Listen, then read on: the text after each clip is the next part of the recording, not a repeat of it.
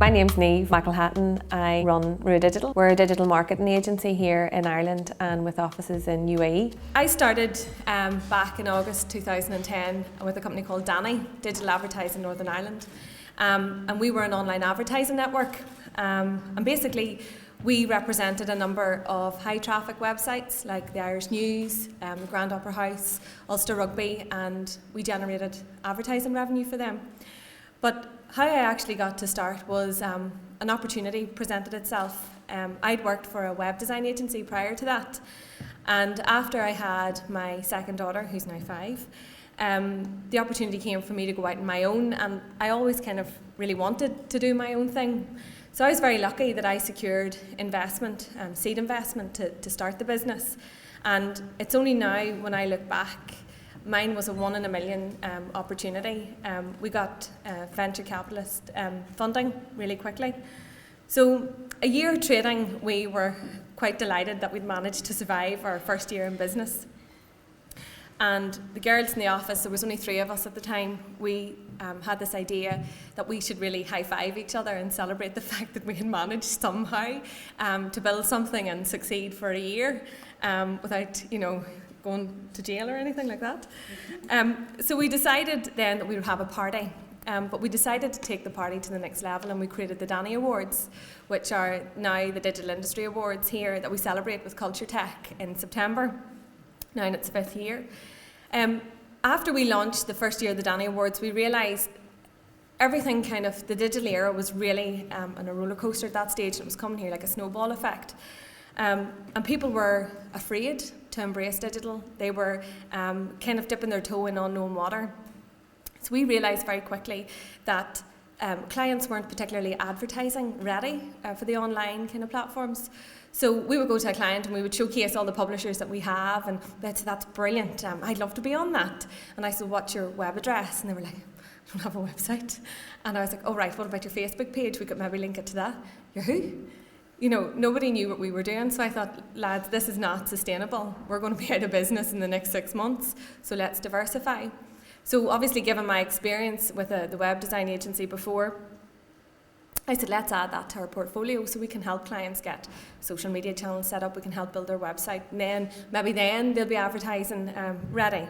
So that was grand, so we started evolving, and that was great, and we took on another few staff. And then we did a few competitions like everybody does in the startup sector with Intertrade Ireland. And we were regional finalists twice with the Seacorn competition, and we thought this is great. And then we asked why we didn't win. So we asked for feedback. And the constructive feedback we got was that I should quit and work in PR, that we looked like a girl band, and that there was no growth or scalability in my business. Me being a thick wee redhead from Tyrone, I was undeterred by their comments, and every time I doubt myself, I think of their comments, and that spurs me on even more. So growth and scalability was the thing that I was looking for. Where's the growth? Where's the scalability? Everybody now has a website. It's oversaturated with web designers and digital marketing and people doing social media gurus and all this kind of crack. So I was trying to figure out what the next step was to make this business continue. So in May 2013, we were having a bit of a girly weekend for my friend's upcoming wedding in Richmond. And back in the day when I studied in St Mary's in Twickenham, I had a part-time job in Ham Polo Club, which was pretty cool. So I said, listen, for old time's sake, I said, let's go to the polo club for a bit of crack. We're growing up now, we're mature, we can handle it. And we went anyway and ran into people I hadn't seen in years. And one of these guys got chatting away to us, and he said, really love what you do. Maybe you guys would come and do some training with our marketing team. And I was like, yeah, I love it. I'm in London all the time, no problem.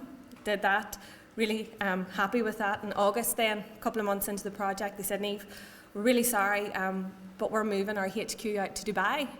And I said, all right. I said, no bother. I said, well, it's been lovely working with you guys. It's these are great fun. He says, no, I want you to come out and train the team in Dubai. And I was like, right, let me think about that. And I said, so you're going to pay for my flights and my accommodation and pay me to come and train your team in Dubai?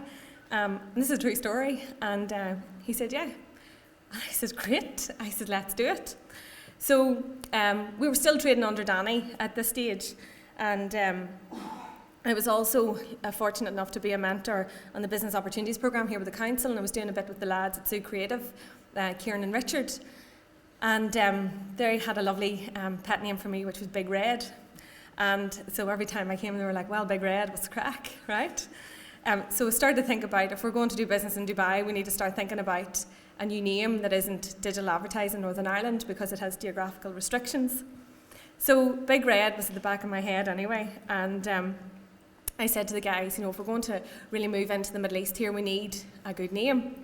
So that was grand. They had started thinking, and I'd started networking in Dubai, and all of a sudden doors were being opened to us and opportunities were there. And Sam, the guy that owned the finance company, his wife was an interior designer. We met her and we did some work for her, and she introduced us to her friends. And the networking thing in the Middle East is huge, as some of you will know. And it's how you do business out there. It's all about who you know, building that trust and credibility. So all of a sudden I said, here's the growth opportunity, here's the scalability. It's not in our services or our product, but it's in geographical reach that we have the opportunity to grow our business. So that was fine. We became incorporated in August the 17th, 2014, which is exactly 4 years to the day that we became limited here in Northern Ireland, which is a happy coincidence. And last year we went to GTDE with Invest NI, who I have to say have been amazing in helping us get started in the Middle East. I know they haven't paid me to say that as a plug. They genuinely have been amazing in getting the business set up out there. And we were at GTDE, which is a technology event out there, and we went along anyway, and there was five girls. Unfortunately, we don't have any men on the team yet. And the 5 of us on the stand, which was pretty rare out there, and the red head as well, sticking out like a sore thumb. And this guy, a local guy, come over, an Arab guy come over, and he said to me, he said, what you do? And I says, we do digital. Why you irrigate? I says, why do we irrigate? I was like, no. I said, we're a digital marketing agency. I said, Rua Digital. No, Rui, to irrigate. I said, what? It turns out Rua is Arabic to water. So we have this amazing name that works in both Arabic and in Irish, because Rua obviously is the Irish word for red. So I started getting really annoyed. I was like, you're insulting my brand. I was like, it doesn't mean to irrigate, it means red in Irish, right? Because that obviously has much more leverage than irrigation. So we found out then in October that Rui in Arabic means to water. So a happy coincidence, I think. So that was October. Thankfully, we've continued to grow there. We have a team now on the ground out there. We have 10 girls in our big office in Pomeroy, Sleepy Village in County Tyrone. And everything happens for a reason. If I had have said 5 years ago that when I start out that Danny will change to Rua, we'll create the Danny Awards, and we'll be doing business in Dubai, I would have said, like, get yourself on, not a chance.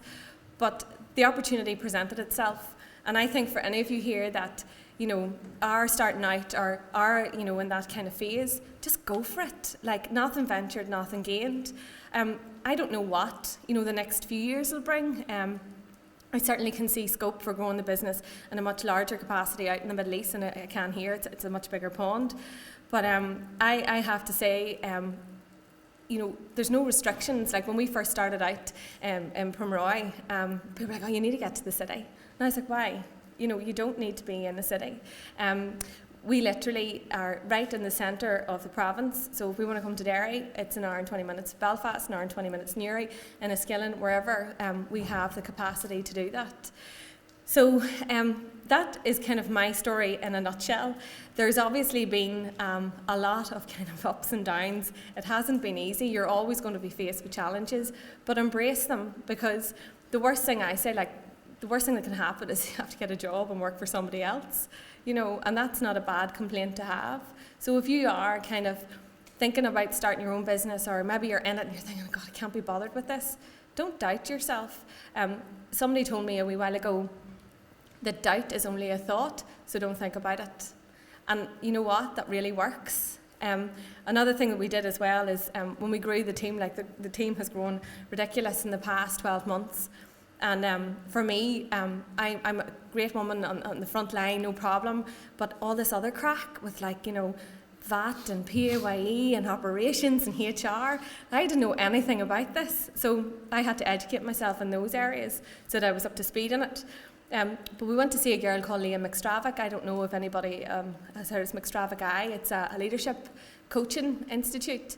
And I got her to come along to our Christmas party last year. It just passed there. We were having high tea and she did like a visualization. And I know you think I'm crazy now. I'm going to start talking about this and giving you all a bit of therapy, right? But this works. When you start getting anxious or overwhelmed with everything, just take a step back because it's just business. It's only business. It's not like going to have a massive impact.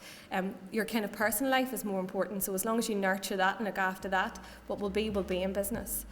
So my advice to you is go for it. Anything is possible.